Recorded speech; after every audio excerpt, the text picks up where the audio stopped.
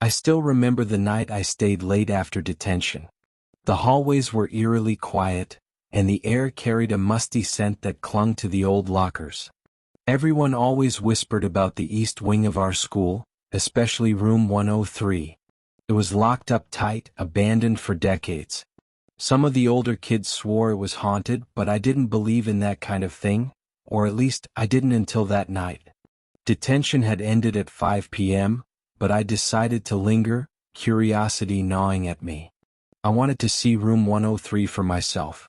With my phone flashlight clutched in my sweaty hand, I crept down the east wing, my sneakers squeaking softly against the old tiles.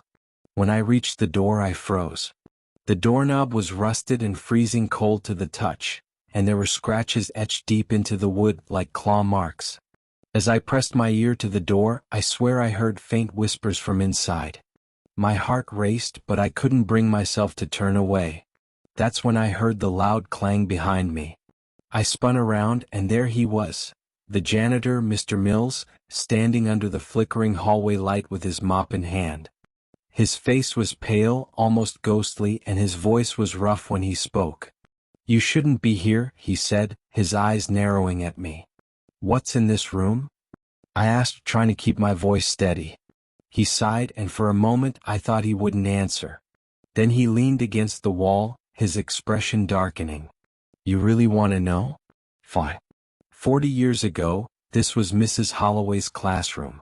She was a teacher, but something about her wasn't right. One day she snapped, locked the kids inside and wouldn't let anyone in. When they finally broke down the door, they found her sitting in the corner, humming a lullaby with her eyes completely black. The kids." His voice faltered and he shook his head. "Let's just say the scratches you're looking at, they're not from the outside. They're from the inside." A chill ran down my spine, but before I could say anything, it happened. A faint, melodic humming seeped through the cracks in the door. My throat went dry as I stared at Mr. Mills, who looked just as terrified as I felt. "We need to go now," he hissed, grabbing my arm. He pulled me away, but as we turned the corner, I couldn't help but look back. The door to room 103, which had been sealed shut moments ago, was now slightly open. And in the dark gap between the door and the frame, I saw them, two black hollow eyes staring right at me.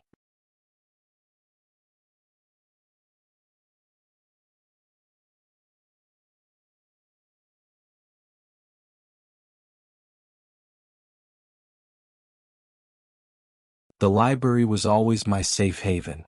It was quiet, tucked away from the chaos of the school. But that night everything changed. I had been studying late, desperate to cram for my exams. The clock above the library doors read 9:45 p.m., and the librarian had warned me she was locking up soon. But I begged her to let me stay just a little longer. She sighed and agreed, leaving me alone in the cavernous room. At first it was peaceful. Just me, my notes, and the rhythmic ticking of the grandfather clock in the corner. But when the clock struck 10:01, the atmosphere shifted. It started as a whisper. Soft, almost imperceptible at first, but definitely there. I paused, looking around the empty library. "Hello?" I called out, but my voice echoed back to me in the silence. Then I heard it again, a faint scratching sound like a pen moving across paper. It was coming from the center of the room. I stood, my chair scraping loudly against the wooden floor, and slowly made my way toward the sound. That's when I saw them. A group of students sat around one of the long wooden tables, their heads bowed over papers, writing furiously. They weren't normal students, though. Their bodies were translucent, their faces pale and sunken, like they hadn't seen sunlight in decades. My legs felt like lead as one of them, the girl closest to me, looked up.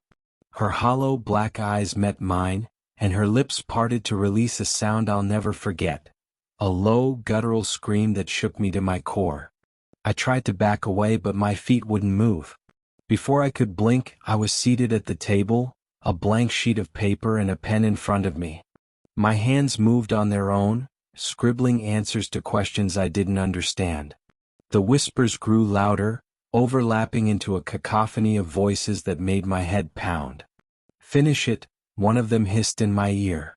Hours passed, or at least it felt like hours. When I finally stopped writing, the whispers ceased. I looked up and all the ghostly students were staring at me. The girl leaned closer, her cracked lips curling into a sinister smile. "You passed," she whispered. "For now."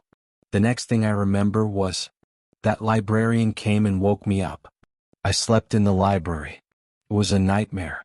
Even though it was all dream, but still, I never felt comfortable sitting in library after that.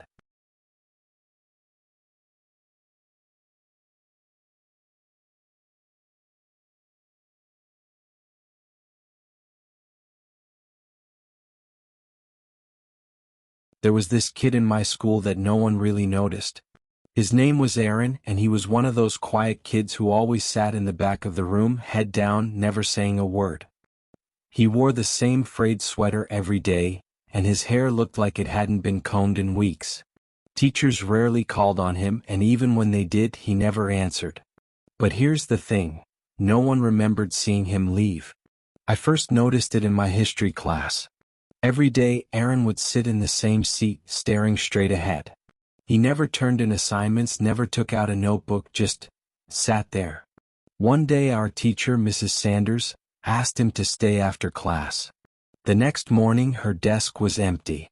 They said she quit, but that didn't make sense. Mrs. Sanders had been teaching for 20 years and loved her job. The weird part? Aaron was still there, sitting in the same spot, staring straight ahead. I started paying closer attention after that. No matter where I saw him, in class, in the cafeteria, even in the hallways, he never spoke, never blinked, and I never saw him walk in or out of a room. He was just there. One day during study hall, I finally worked up the courage to talk to him. I slid into the seat next to him and said, "Hey Aaron, what's up?" He didn't move. "Aaron?" I tried again, leaning closer. That's when I noticed his hands. They were pale, almost gray, with dirt caked under his fingernails. I followed his gaze and my stomach dropped. He wasn't staring at the wall, he was staring at me. "I know you see me," he said suddenly, his voice low and hollow. I froze. His lips hadn't moved, but I could hear the words clear as day, like they were inside my head. My heart was racing as I grabbed my bag and bolted out of the room. The next day Aaron wasn't in class. When I asked my friends about him, they just looked at me blankly. "Who?" they said. "Aaron. The kid who always sits in the back," I insisted. But no one remembered him. Not even the teachers. That night I was lying in bed when I heard it, a low, hollow voice whispering from the corner of my room. "I know you see me." After that, I never saw him again.